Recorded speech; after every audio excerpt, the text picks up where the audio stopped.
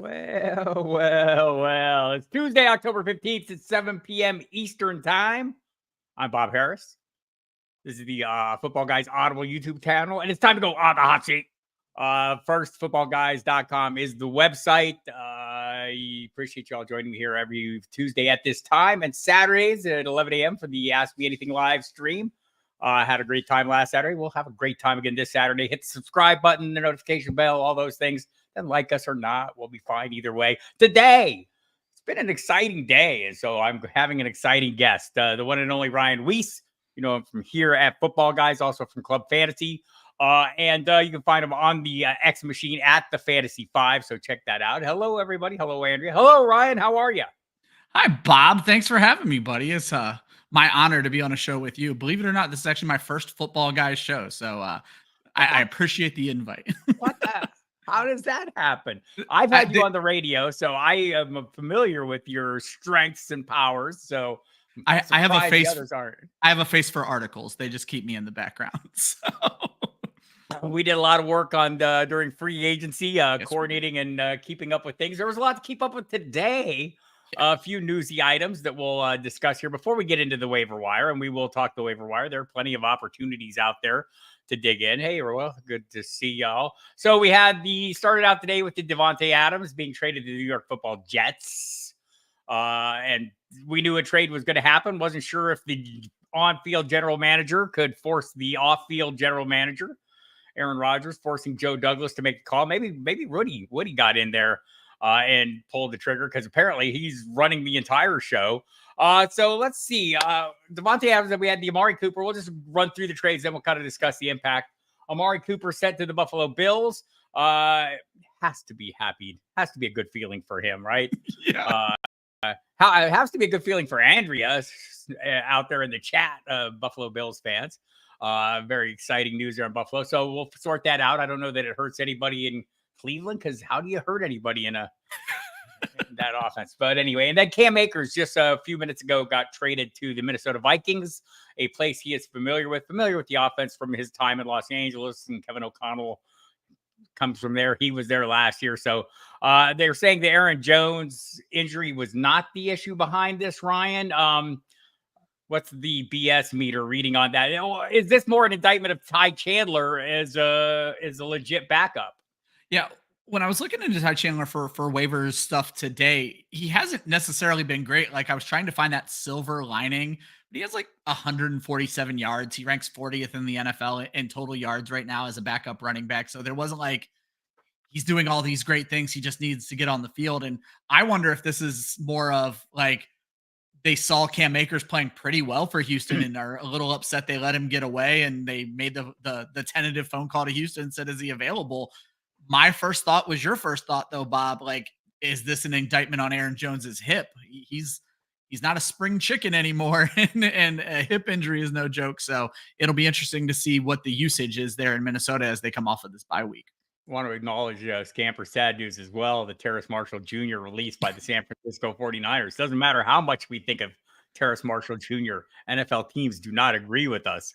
So the Amari Cooper, how big of a hit is this for Garrett Wilson? We've seen his target share at close to 30%. Alan Lazard's been a pretty highly trusted target as well, getting the high leverage plays. We saw it on the Hail Mary. He's been getting close to 20%. There's a line in The Athletic that kind of rung through to me. As long as Davante Adams is on the Jets and Aaron Rodgers is the quarterback, Davante Adams is the wide receiver one. Do you see it that way? Yeah, I think what's heartbreaking is that we just saw the Jets implement this offense to force feed Garrett Wilson the ball. And that game. Yeah, and that goes away. And so what I went and did was I dug into weeks 1 through 4 when they weren't forcing Garrett Wilson the ball, and he was the wide receiver 38 in fantasy. I don't think it's going to be that bad, because the issue is they probably weren't forcing him the ball because of he was seeing the best corner, probably the corner in double coverage. Right. Teams aren't going to be able to do that with Davante Adams there. And I don't think Davante Adams has lost the step that some people think he has. Looking at his numbers, 66% catch rate, 11.6 yards per carry. And this is with very bad quarterbacks. His 15 PPR points per game still make him a top 20 wide receiver. You have to think he's a top 10 guy with Aaron Rodgers throwing him the ball. I don't think Wilson is out of the wide receiver 2 range, but it's sad after what we've seen over these two. Big kicker news coming in. Big kicker news right now. Just coming in on both my phone and my Dick Tracy watch. Packers signing former Jaguars kicker Brandon McManus so they can take him on the plane and offer up drinks. So let's go to the other side for the Raiders. I mean, like, to me, it was Devontae Adams and Brock Bowers. Now it's just Brock Bowers, right? I mean, there's nobody. Is Jacoby Myers? Could he emerge as a trustworthy play? Let's assume he comes back in health. It has to be Myers more than Trey Tucker. I was someone who had held Trey Tucker in a bunch of dynasty leagues, just kind of hoping with his speed. But we've seen Trey Tucker cannot thrive as the number one in this offense. He's had his 2 worst weeks over these past 2 weeks. His best game was the game where Adams ended up leaving with the injury. So we need Myers out there for Tucker to matter.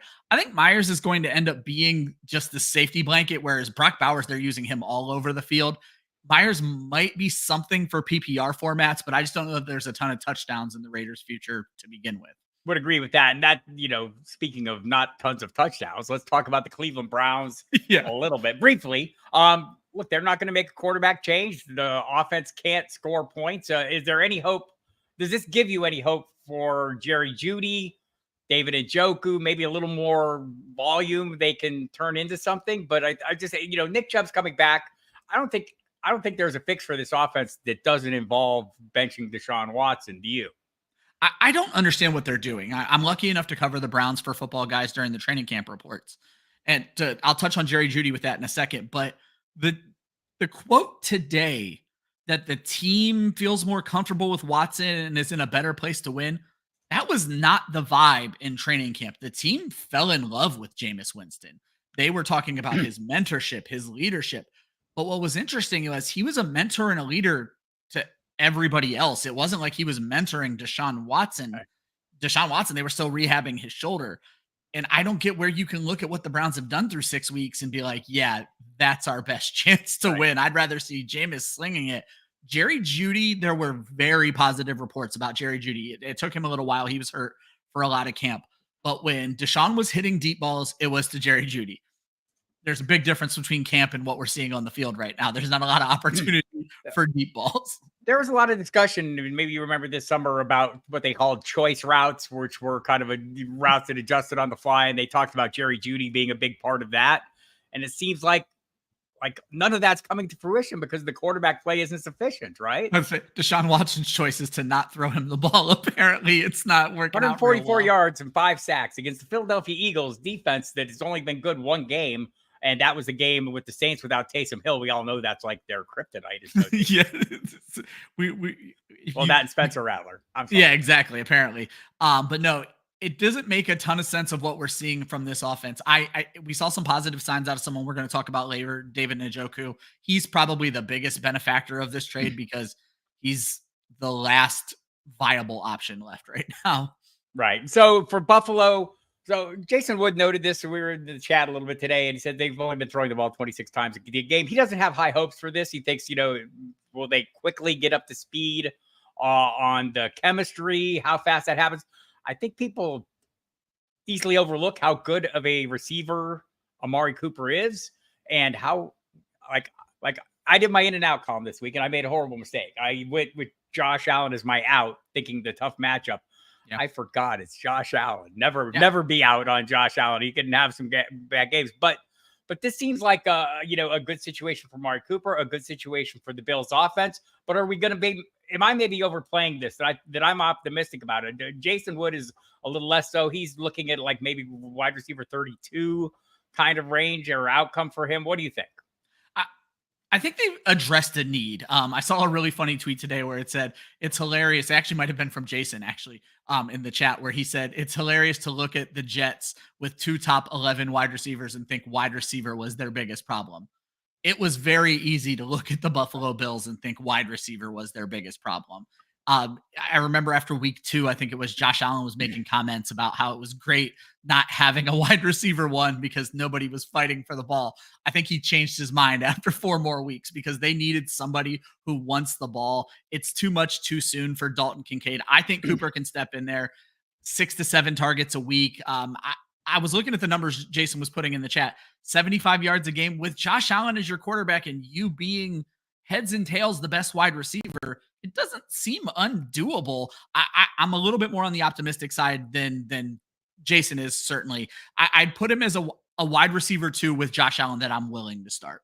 When I see a guy have a 250-yard game in an important fantasy week for the Cleveland Browns, even last year with Joe Flacco, that was like a league-winning week, right, for many people. So yeah, I'm maybe a little more optimistic as well. We'll see what plays out there. And we see your questions, people that are coming in. We'll kind of hit some of them when we get to the positions we're talking about as we go through the free agent candidates that we are going to discuss. We'll start, Ryan, with the quarterback position, and keep the questions coming. I'm saving them. I got an eye on what you got going on. I think the quarterback situation, I mean, first and foremost, we have a new starter. Royal Slade's got to be very happy with the 3 touchdown performance we saw from Drake May. I know Cecil and Sig, not a fan, Cecil especially, of the hero ball. What say you? Are you a fan of the hero ball? Is there enough meat on that bone? Okay, better question. This week, going up against the Jaguars, is there enough meat on the bone to make him a viable play if you've got issues? If it were any other week, I think the answer is yes. The issue is this is a week where there's only 2 quarterbacks on bye. Right. You are dealing with teams that are losing Dak Prescott and Caleb Williams. So these are teams that were probably starting those guys. So Drake May might be someone they're looking to, but you can't. The hero ball works for fantasy sometimes. And on a team like this, right. When you have a depleted wide receiver core, it's going to take hero ball. My favorite stat was they had 2 touchdown passes coming into this week. They had 5 leaving this week. Literally, he more than doubled what they've done for the season so far. Right. I found this interesting because I wanted to go look at Drake May's upside. There have only been 22 quarterbacks this entire season to throw a 3 touchdown game so far. It's a rare occurrence right now in the NFL, and we know quarterback play has been down, but you kind of hit the nail on the head. It's Jacksonville in week 7. You have a team that's reeling, that's been away from home for a week. Some people say, maybe they'll have an advantage, but I don't know if being in London for a week away from everybody you love and care about and away from your normal routine is going to work out that well. I think Drake May could come in here and ball, and I think they're going to be even better off if Ramondre Stevenson's able to get healthy. May over Trevor Lawrence. Look, Trevor Lawrence, for as horrible as we'd like to think he is, had 4 easy touchdowns dropped. Dropped in that game against the Bears. So I don't know that I go that far, but I mean, it's a conversation to have. So we'll dig into some of those a little deeper. Just looking at the blind bidding, if you were in your league and you say you wanted to take a chance for some reason, not super flex, 1 quarterback league, I think we have him down. I'm going off some of Sigmund Bloom's numbers, which I think are usually pretty good. He's got him at 5 to 10%. Is that a reasonable expenditure? Yeah, you had Ike on the show last week, and he kind of echoed my own sentiments when it came to fab bidding on quarterbacks. I won't bid high unless, Caleb Williams has fallen to you somehow. I won't bid high on these guys because I can get a Drake May light or another Drake May after waivers have passed for free. So I would say 5% is my absolute ceiling that I would put on a quarterback. Would you be more interested in Tua Tagovailoa? Were he available in your league? Would you make a speculative play on him? I would, if not for reading in our chat today that I think it was Gene who said they don't expect him back now until Gene specifically didn't expect him back until like week 10, whereas we had been hearing week 8 for the longest time. Obviously the Dolphins can't get him back fast enough. I am actually not that high on Tua. I was one of the lowest rankers here at Football Guys when it came to ranking him. He was the QB9 in week 1 before just an absolute disaster of week 2. And that was before the injury. Don't forget that. But what really has steered me away from Tua is he led the NFL in passing last year, but was still just the QB 14. Unless you're in a super deep league or a super flex, I'm not really seeing the appeal of Tua outside of getting better play from Tyreek Hill and Devon Achane. I'm with you. My series co-host Mike Dempsey was a little more interested. We talked a little bit about it on a daily update pod this end of last week, just kind of setting the table. And is it someone we should have on our radar? And I think if you're in a pinch and you got injury issues, or you took my advice and you drafted Anthony Richardson, maybe. I'm not going that far, but maybe.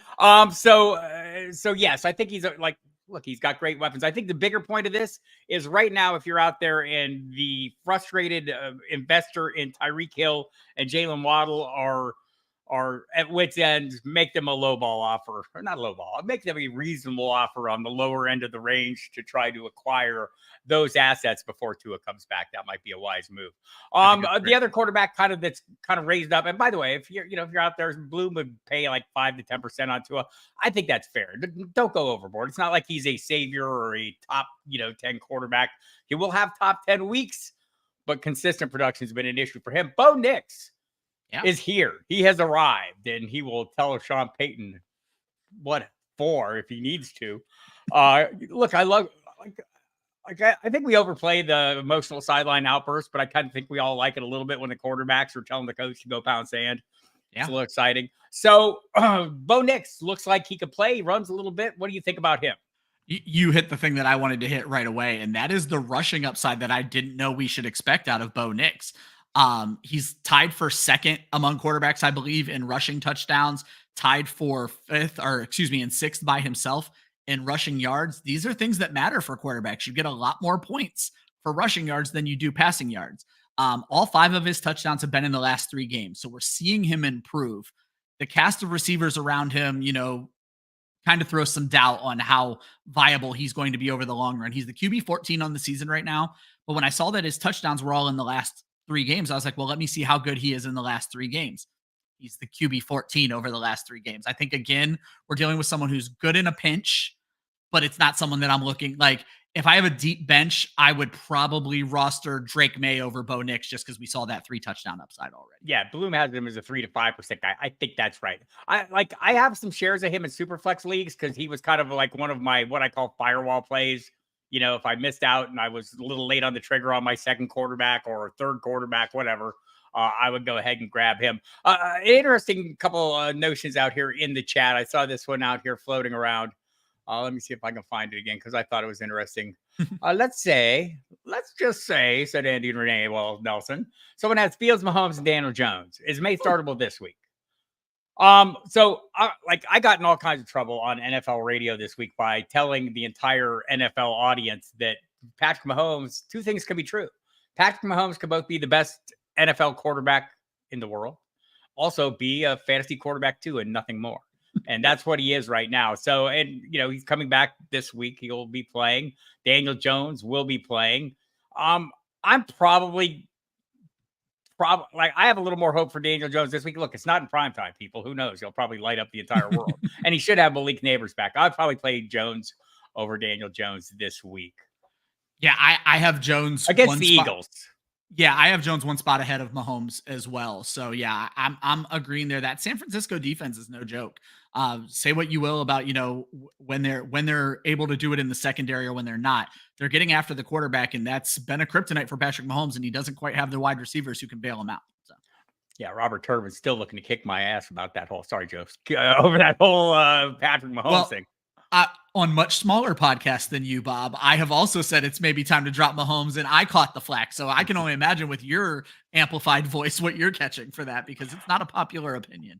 That's a nice drum kit, Diego. I appreciate that. Would you put in a claim for Goff if you had Darnold as your starter? So I thought Darnold was going to be way better when I looked at the numbers, but he's like QB 20 right now. Points per game only brings him up to like QB 13.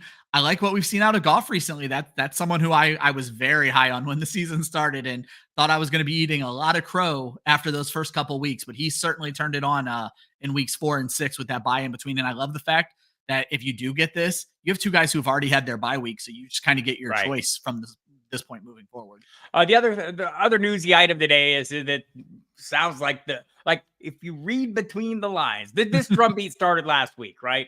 And I was of the notion that if Justin Fields was struggling in Las Vegas, he would get the hook. He didn't get the hook, but now it looks like he's about to. Do you keep him and see how it plays out? I think that's ideal, but what if you're in a little bit of a pinch? I don't typically hold on to 2 quarterbacks, certainly not backup quarterbacks who were benched, because the only way he's coming back in, if they bench him, The only way he's coming back in is after an injury. Like, you've made your call at this point. If Russell Wilson goes out there and plays bad for 3 weeks and you bring Justin Fields back in, it's turmoil. And I just don't know that Mike Tomlin is the turmoil head coach that we would see a move like that from. Right. Joe Bryant shared a post of the press conference with Mike Tomlin.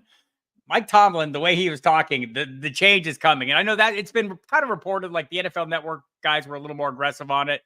We're pushing it a little bit, like, saying basically it's a done deal. And then ESPN was dialed back a little bit. I don't think Mike Tomlin's dialed back. He's not saying it, but he's doing everything but saying it. He's got to be seeing something we're not, because it's not like Fields is turning the ball over a ton. It's not like they're losing. They're 4-2. It's just he's clearly seeing something we're not. But to be fair, when it's been Russell Wilson is the starter drumbeat this entire time, it's just he wasn't healthy. And apparently, again, Mike Tomlin knows what we don't. Right. They've always had this pass because he was the starter ostensibly going into the season, and the injury is the only reason he's not. So this is an easy opportunity for them to do that. And who knows how badly he might strain that calf if he's not playing well. So how worried are you about Kyler Murray? I do my weekly podcast with Matt Waldman. He is telling me always that Kyler Murray is overrated. I don't know that I disagree. He's a hero ball player, but also he runs like a wild banshee.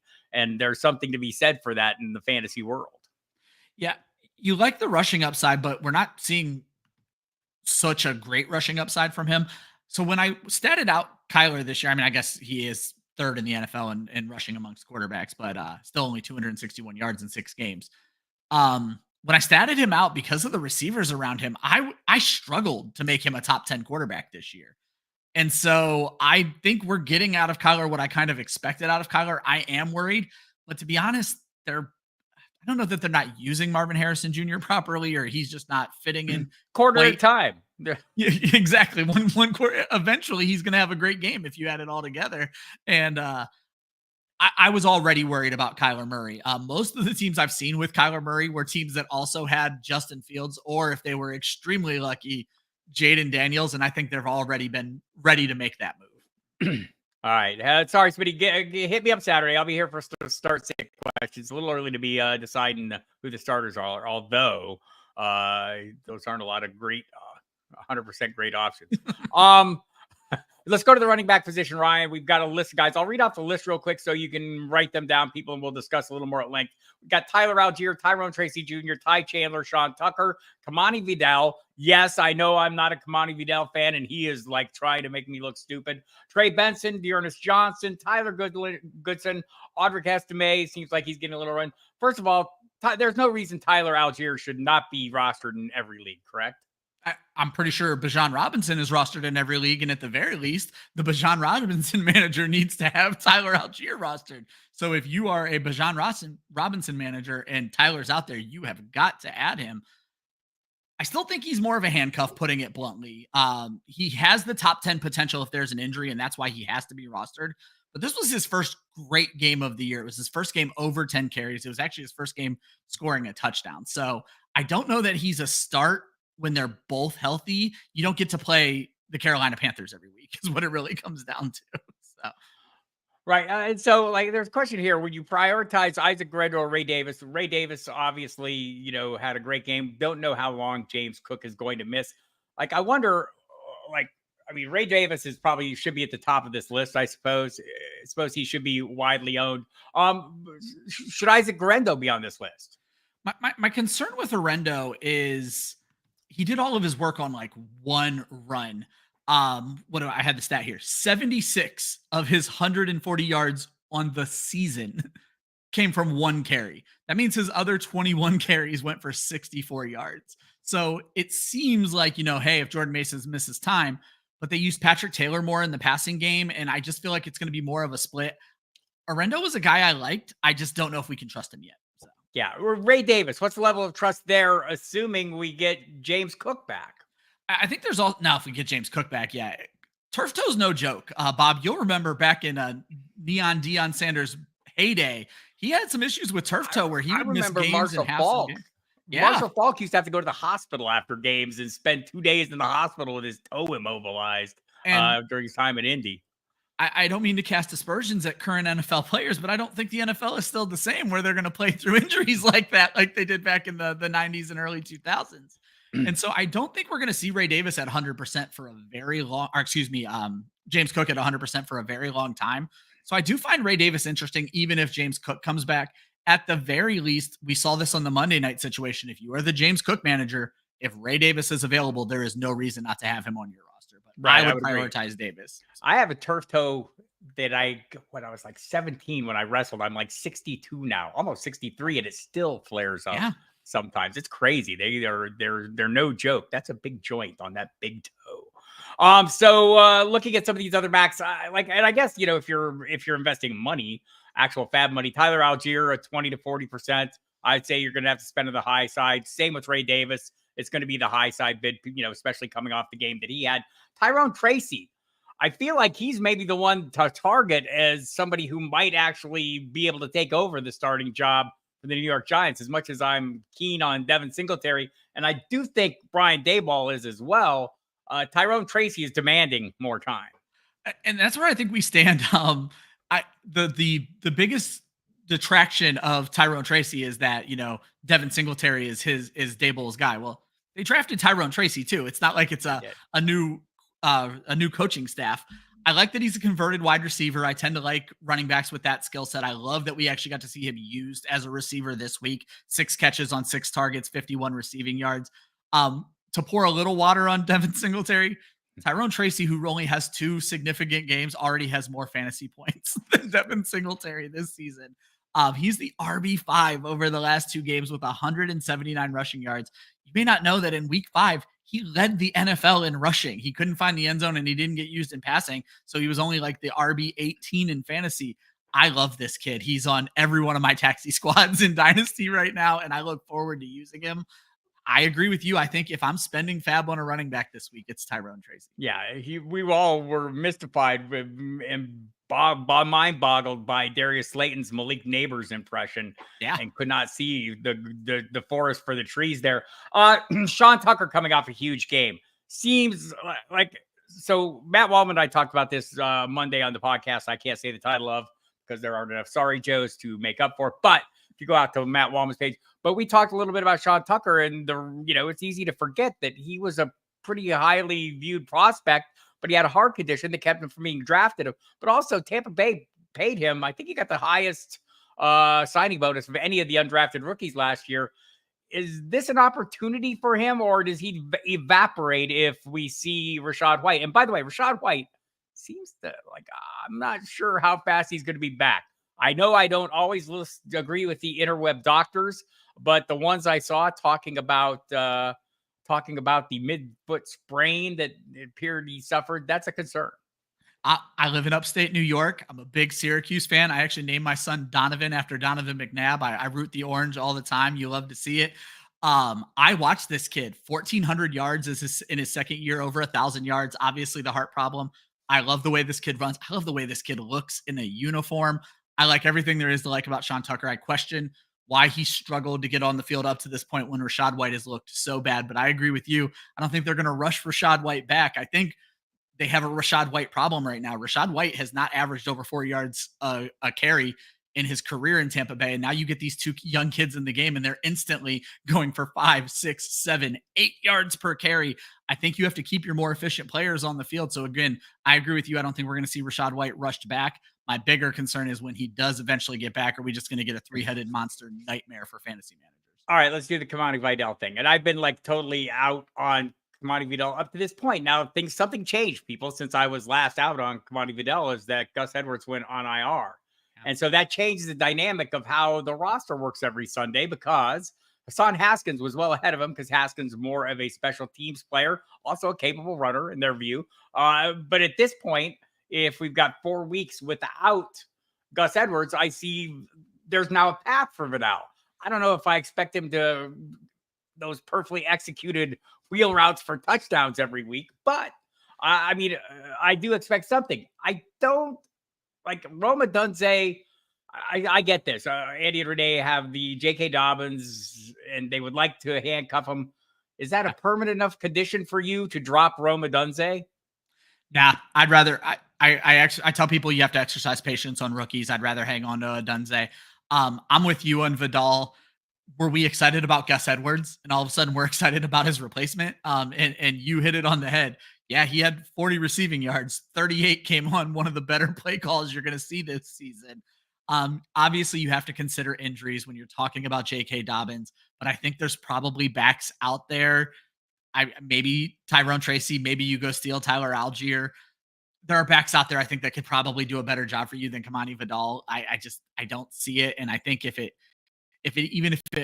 came down to a J.K. Dobbins injury, we'd see such a split and such a step back in talent. I don't know that it's going to matter much. Yeah, I think that's where I'm at as well. So some of these other running backs I think are a little bit more of outliers for me. By the way, if I'm bidding on Kamani Vidal, I would like even if I had a need, I wouldn't top out at more than 15% right now. Yeah, I was going to say 10.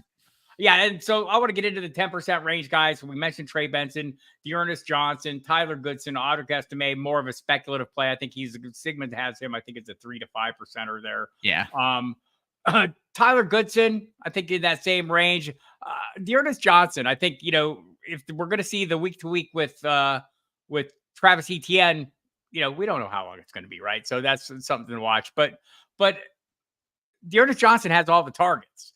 Yeah. And runs all the routes and is also the pass protector, which I don't know that they trust yet Tank Bigsby to be. Is there a little more meat on the bone there for you? I think I think there's more, but I think relatively speaking, compared to these other players, I'm not all that interested.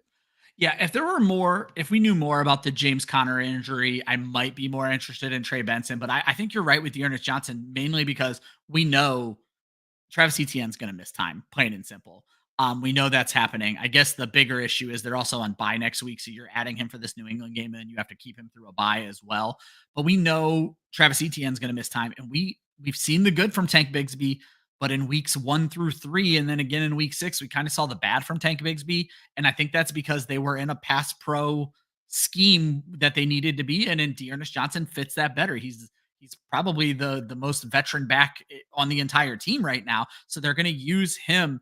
It was a decent game. I think it's going to be a closer even carry split with Bigsby moving forward. Of these 10% guys, he has the clearest path to production. It's just I worry about that bye in a couple of weeks. All right. So if we're putting a fine point on it, Epic Fail wants to know, after Tracy, Algier, Ray Davis, who are we prioritizing of those guys? I think for me, it's if Ty Chandler's still out there, I would probably grab him if he was available. But after that, I think they're all kind of speculative plays at this point. Yeah, it was Ty Chandler for me before the Cam Akers news. And I know I shouldn't be scared off by Cam Akers, but I wanted Ty Chandler to have that backfield to himself. Obviously, we'd like to know how long Aaron Jones, but Ty Chandler for me as well. Sean Tucker to a lesser degree, and then Trey Benson. Trey Benson might be worth a roster. I believe they have a week 12 bye. They do. If you get him now and then news pops of James Conner, you got out ahead of the crowd. And I don't know that there's going to be a huge rush to the waiver wire for Trey Benson because he just hasn't been that good this season. Braylon Allen did still score. If he's available in leagues, he should not be in this case. Deontay Johnson, yes, he's worth an ad over Josh Palmer. I don't think that's who we're talking about. That's got to be Dearness. Dearness, yes. So, yeah, probably so, right? Like running back more of a position of scarcity. Josh Palmer, there are 100 of him out there. I would say that's probably the case. One other here before. So let's see. We're going to head into the wide receiver room here, people. So let's do this to transition.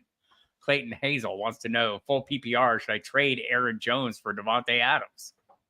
I think you have to right now. You're Aaron Jones dealing with an injury. You don't know how or when he's coming back from that. Davante Adams is at peak value right now. You may be able to turn around and trade Davante Adams in 2 weeks for something even better than Aaron Jones. I would play this game. I would take the receiver. One last running back one, because Goodson is like Tyler Goodson had a decent game in Tennessee. Seemed a little more efficient. Is a capable receiver. We don't know when Jonathan Taylor is going to be back. I think Sermon is still the direct handcuff, but Goodson is probably like a viable play if you're in a break glass in case of emergency kind of guy. So I think Sermon the handcuff, Goodson the break glass in case of emergency guy. Do you see that differently, Ryan? No, nothing to add. Sermon out carried him. Sermon's the guy they want to have the ball. Yeah. like that smash button, please. I appreciate that. Appreciate that. So the list of wide receivers this week is not like immensely robust. I'll run through the list here and we can add to it or subtract from it as we need. Juju Smith-Schuster for the Chiefs. I think he's the big bid. 20 to 40% is where Sigmund has it. Demario Douglas, another guy that looks like he could be a volume play. Rashad Bateman gaining a little ground on the deep ball. Not sure there's enough volume for me. And Michael Wilson, at least this week with Marvin Harrison Jr. almost certainly out. I think the bid range for those guys at the end are, that 10% probably tops for me. Bloom likes Bateman, 15% worth. Demario Douglas, 30% worth. What about New England? Anybody else in New England you like? Is Jalen Polk worth a pickup to you? Yeah, I mean, it's going to be interesting to see how things shake out, and you expect to see that rookie connection between May and hopefully Polk. Javon Baker's done nothing this season after a little bit of preseason hype, so I figure it's probably Polk. But they made it pretty clear early on they were going to lean on their veteran receivers, and so you haven't quite seen it. Kendrick Bourne just got back into the lineup. KJ Osborne, I don't want to say he started hot because he certainly didn't, but 13 targets, but he's tailed off. It's been Demario Douglas and Jalen Polk, so I think it has to be Polk moving forward. What you're really hoping for is to see that catch rate improve. 43% catch rate is not going to get it done for anybody in fantasy. So you're hoping with Drake May, you're maybe going to see that improve, and maybe Kayshon Boutte stealing fewer touchdowns in the future.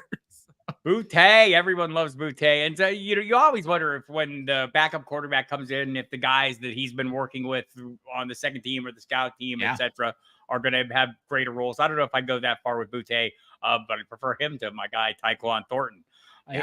Tyquan Thornton will remain on some of my dynasty rosters for the next 10 years, but probably shouldn't. Should probably already be gone. I feel like that's thing. By the way, if you're just tuning in, I'm Bob Harris. My name is right underneath me. You can find me on the X Machine at Football Diehard. Ryan Weiss here with me from Football Guys and Club Fantasy, the Fantasy 5 on X. Tell us what you got going on, where everyone can find you during the average week. Yeah, during the average week, with Football Guys, I basically during the season, I do DFS rankings. I jump in on the dynasty roundtables, basically any of the stuff where you guys need a little bit more consensus. I jump in and make sure that consensus is full. With Club Fantasy, I do a little bit of everything. With the hurricane, we were super affected. A bunch of my hosts were out. I ended up hosting like every single show last week. So you saw me, I had the Bob Harris schedule. I was on like 7 shows and had to edit every article, and it was nuts. But you can find a lot of like fun articles, and we do a podcast almost every single night over there with Club Fantasy, much smaller than what you see here at Football Guys, but we have a good time with it. Good stuff. I've watched myself on occasion and have enjoyed being on there. I say we've had you as a guest. Absolutely. Yes, I've enjoyed being on. So, and by the way, Ryan does great work at Football Guys. Truly impressed me when I came on board, has drawn my attention. So we look at Juju Smith-Schuster. Like, I'm Juju skeptical. I think I shouldn't be. The role is great, right? Can he sustain? We saw the one game of the Rashee Rice, like not only role but production. Is that something you're interested in? This might be the first time we disagree all night, Bob. I'm a big Juju guy. I fell in love with Juju during those early years in Pittsburgh. I like wide receivers with personalities. It's no surprise I love Keon Coleman as well. Obviously, the NFL career hasn't gone to script for Juju Smith-Schuster, but I loved what I saw in one game back with Kansas City. 8 targets is enormous, 130 yards. 20 fantasy points in his first game back. He's never going to blow you away with big touchdowns. He does not have that speed. Juju thrives when there's a good wide receiver one to take attention away from him. That's not going to exist until we see Xavier Worthy play a little bit better. But I think in PPR leagues, I am plugging and playing Juju Smith-Schuster in as my wide receiver too. I bid 50% during bye week to get him just to make sure I walked away with him. So Ryan Weiss, not as skeptical as Bob Harris. No, not on Juju. When it comes to Juju. Look, like I want to believe, maybe Royal Slade can commiserate with me. I like the Patriots. Juju is still in my mind. It's hard to get excited. Looked like he was kind of washed. He definitely did not the last game, right? Definitely looks like he has fresh legs and things are going on. Quick point here because we didn't bring him up, Brad Gilbert. Cedric Tillman is on the Browns. That's a problem for him because he's on the Browns. Like I thought about putting him on my list and I just didn't because it's Cleveland, right? And there's just not enough offense to go around. I mean, let's see. Does he even have? I was going to say, what I remember from the preseason, Tillman is the direct replacement to Amari Cooper. So he's likely to jump in and fill that role. I just don't know if they're going to force the volume to Tillman the way they had to Amari Cooper. This Yeah, I could just be want to see what interesting he's for the done so Browns. far. He's had 4 targets so far, but I do agree. Like, I just wanted to see if he's actually, maybe gotten a little more. But there's just not enough passing volume here to excite me. But yeah, if you want someone who is going to fill the Amari Cooper role, I think that's Well, I like what Brad just added in the chat. He says it's the pre-Jameis low bid. He's just trying to get in before that's Jameis fair. Winston's named the starter.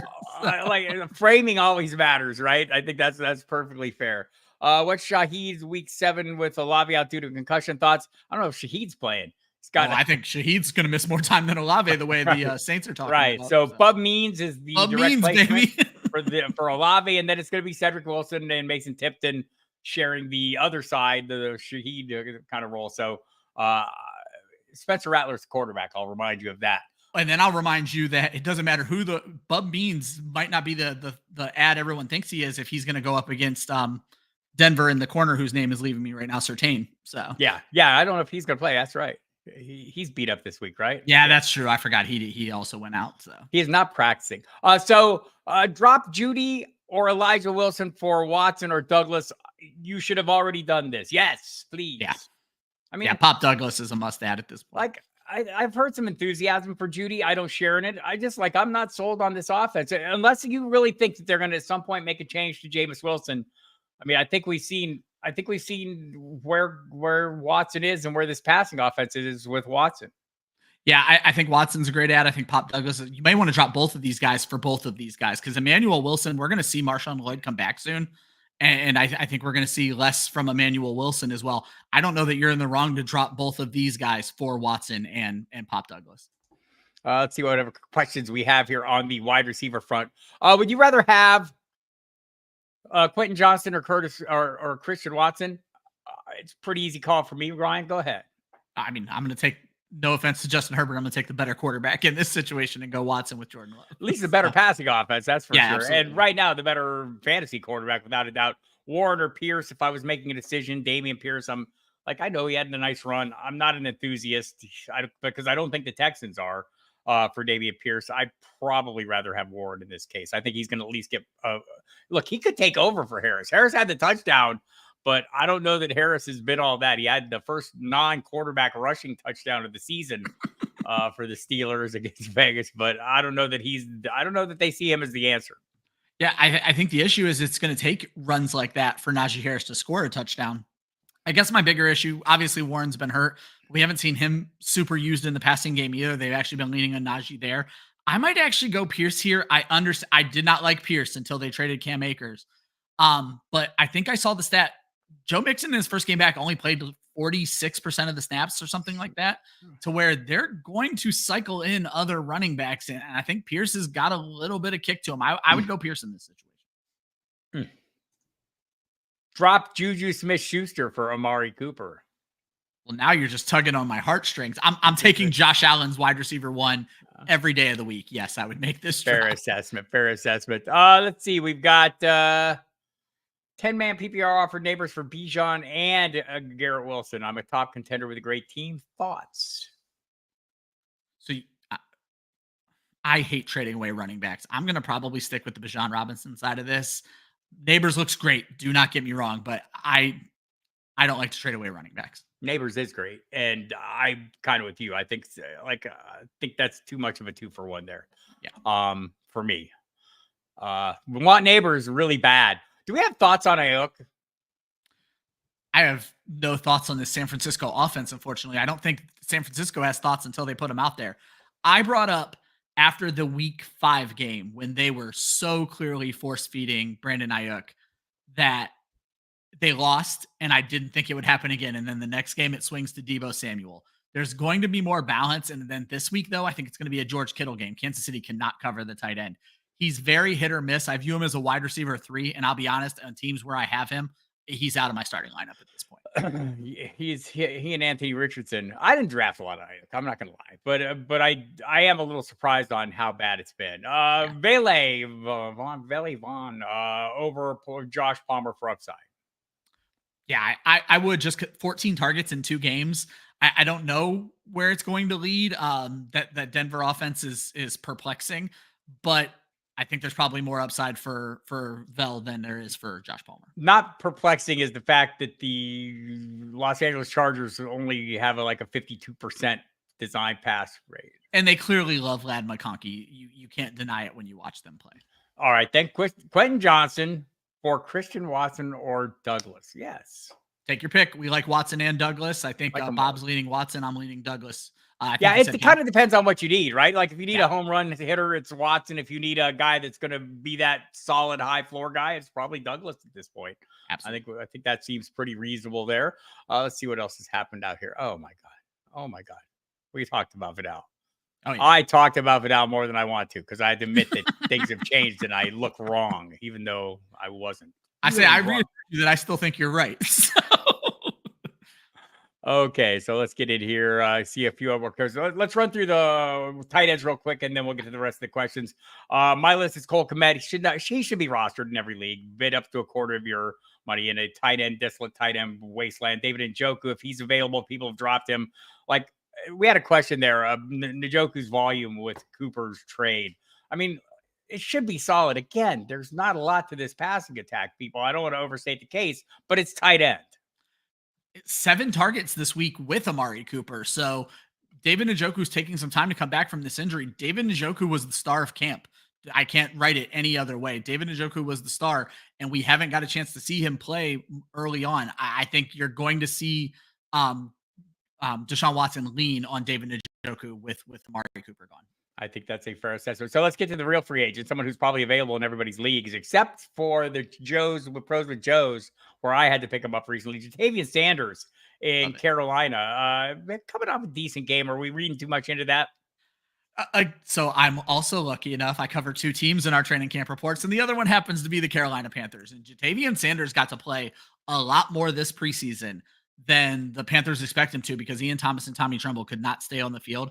I think it opens something up. When I was looking at draft reports heading into the season, outside of Brock Bowers, Jatavian Sanders was most people's favorite receiving tight end in this class. He went somewhere where they'll use a receiving tight end. 12 targets over the last 2 games, 49 yards this week. There's something there. The only concern is when does Adam Thielen come back and how does that change the dynamic? Right. That's 100% true. Steve has Dubs and Wicks, but he really wants Watson. I'd be okay with Dubs. Like, again, this is more of a case of what do you need? Do you need the home run swing? Do you need the higher floor play? Wicks, don't get rid of him, but it's going to be gone a while. It sounds like, he's a viable play because I've told Christian Watson does not always stay healthy. Emmanuel Wilson, just in the way of Waldman's favorite, Chris Brooks, who got a run. Yes, that's true. Wilson's a thing, man. So I think I had this question in my Saturday live stream. For the rest of the season, would it be Wilson or Vidal? And I think at the time, it was Wilson all the way for me because, look, we don't know when Marshawn Lloyd's coming back. Maybe he gets activated this week. I think he's eligible. I haven't heard anyone say they're going to open the practice window. We've heard that for Jonathan Brooks, so that's a good sign. But we haven't heard it for Lloyd. Which of those two, if you were picking one of the two? When I look at situations like this, I look at what would happen if the starter went down because they're in a similar situation. Emmanuel Wilson is averaged almost 7 yards a carry this past week. Emmanuel Wilson would be very, very intriguing if Josh Jacobs were to go down. I'm not so sold on, again, Kamani Vidal. I'm with you. I heard your take last week where you said reporters around the Chargers weren't that sold on Kamani Vidal. And right. So I'm not everywhere, right? Like I'm not in all 32 NFL cities, but I do talk to a lot of beat writers and multiple beat writers when they all are banging the same drum about a player who they were all confounded that we were even asking about him. That's where the point was. And it's like someone's pretty salty. Like Joe Reedy from the Associated Press is a pretty, low key dude who doesn't get excited about anything. And even he was like, what? He was shocked that we were even asking about it. But look, the circumstances have changed. So my opinion has changed slightly. Gus Edwards should be back. Don't know that he will. So I'm like Vidal definitely moves up on my radar a little bit. It's still Wilson for me. Yeah, but me too. Still Wilson, but Vidal has risen up. He has gained respect in the Harris household. And that's not easy to do. Is Lazard still worth an ad with Adams? I mean, this is the biggest debate of all of this. I think Garrett Wilson still has value. I think Tyler Conklin is the biggest the sufferer of this trade. Lazard is the biggest debate because neither Adams nor Wilson is really that Hail Mary ball that we saw on Monday night for Aaron Rodgers. He still loves Lazard. Inside the 10-yard line, Lazard has 5 touchdowns in 6 games. I won't be surprised if he scores another 5 this season. I think he is still an upside flex play. Yeah, Aaron Rodgers loves his guys. Yep. The first time my friend heard the name Bub Means, he thought they said Bub Beans. Should I use my number 2 waiver priority on Demario Douglas? I have Tank Dell, Jaden Reed, Pickens, and Nico. I'm hurting a wide receiver. Okay, well, like Tank Dell's going to be okay. Jaden Reed's going to be okay. Pickens is not. We'll see. Like maybe they start Russell Wilson. Do you have hope for Pickens if George Pickens if Russell Wilson moves into the lineup? Do you think there's a change? The biggest knock on this Pittsburgh offense right now is where were the touchdowns ever going to come from? I was super high on George Pickens. I have him in a ton of leagues. I've paid attention to the Steelers offense. There was never going to be a great opportunity for him to score touchdowns the way they run this offense with Justin Fields. If it's Russell Wilson, my interest is peaked again, to say the very least. Bigger question. Number 2 waiver wire priority, I think, is reasonable on Douglas. At this point in the year, it absolutely is. We're starting to see the players who are going to be worth that priority. They've been picked up already. Douglas is super interesting. Already leads the team in targets, led them in every receiving category this week. I think he's worth that on a team where you don't know when you're getting Nico Collins back. You're hoping it's in 3 weeks, but soft tissue injuries are always tough. Garrett Wilson, you can't trade him away, but if somebody's willing to and they're discouraged enough to trade him away, they'll probably do it on the cheap and be open to that. Because I think he's still going to have a legit role. It's just not going to be that 30% target share that we've seen the last couple of weeks. Yep. Been very impressive. Drop Jerome Ford. Part 1 of this question, yes. Besides that, how would we rank Nick Chubb should be back this week. That's the reporting. Either way, yeah. Ford is hurt and won't be available this week and probably won't get. It's not a good offense. Jalen Warren, Ty Chandler, Vidal, Ray Davis at a half-point PPR. Prioritize, please, Ryan Weiss. Yeah, we touched on this earlier in the show. Ray Davis is 1, and he's far and away the 1 here. I would probably put Ty Chandler as 2, Warren is 3, and Vidal is 4. I'm towing the Bob Harris line, even though Bob won't do it this week. I'm down on Vidal, and I'm not coming up. Yeah, I think for this week, for sure. I think if it's the rest of the season, I'd have Warren up higher on the list. Yeah, that's right.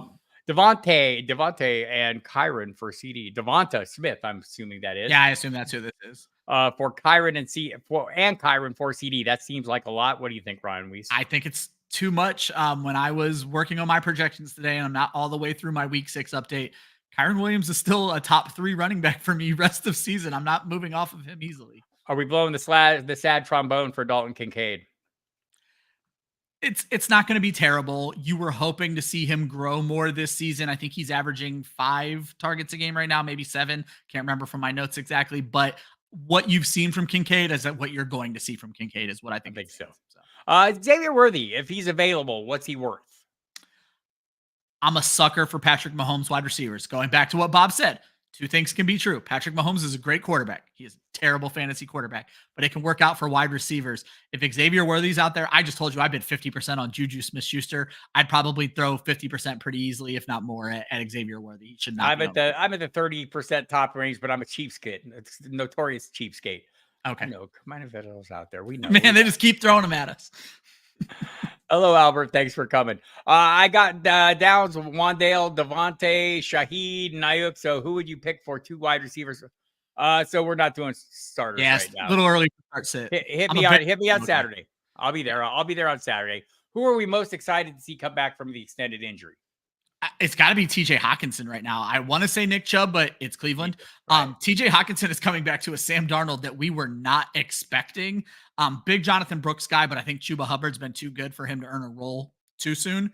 But TJ Hawkinson could step in. They were using their tight ends, and now you're getting one of the best back. So for me, it's TJ Hawkinson. I think everyone's excited for Chubb. I like to see Brooks because here's why. Jonathan Brooks comes back. He's everything they drafted him to be. A running back needy team can go and make an offer for Chuba Hubbard, and we would have 2. And we get 2 running backs in fantasy? What is this? Black Friday? Like, it's a great deal. That's all I'm hoping for. What about Chubb getting traded to the 49ers, maybe? Lester. I don't think the 49ers, Nick Chubb has a pretty big contract right now. I don't think the 49ers could go out and get that contract. I don't think that's the kind of move we're going to see. Are we reading too much into the not smiling celebrations?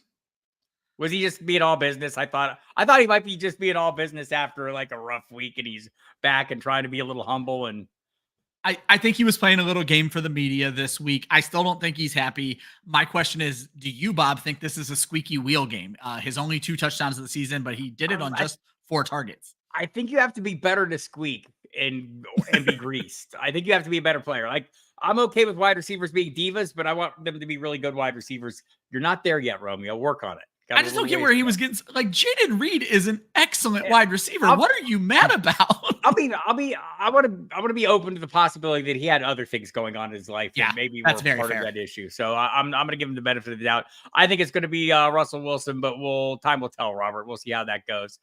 Put that claim in on Hawkinson. Yes, you heard our thoughts on him just now. Jonathan Brooks, you heard our thoughts on him just now.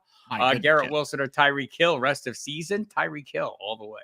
Yeah, you're going to get Tua Tagovailoa back, and Tyreek is Tyreek no matter who the quarterback is. He can take a ball 80 yards. We just haven't seen it yet. So, Hunter Henry, Rowe, Dalton Schultz. I'm being a smartass. I'm sorry. Or rest of season, Dalton Schultz. We'll view this as a rest of season question because I don't want to do starters right now. Yeah. But Hunter Henry or Dalton Schultz rest of season.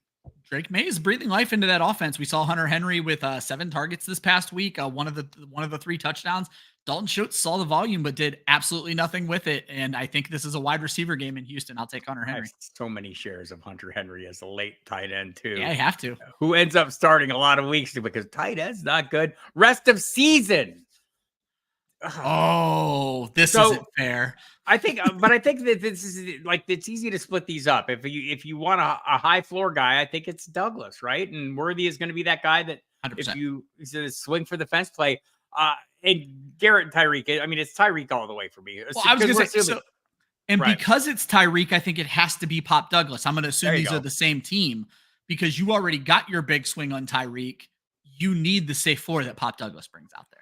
I think I tend to agree with that. And all this is, we're working under the assumption, I think I am at least, that I'll speak for Ryan, that we think we're going to get the quarterback back, Tua Tagovailoa, for that team. So there we go. So the Browns are paying nearly all of Amari's salary.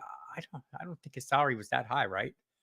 He did a restructure this year to fix some of the problems and turn some of his money into guaranteed. So yeah, it's probably not that big a deal. Better long-term stash.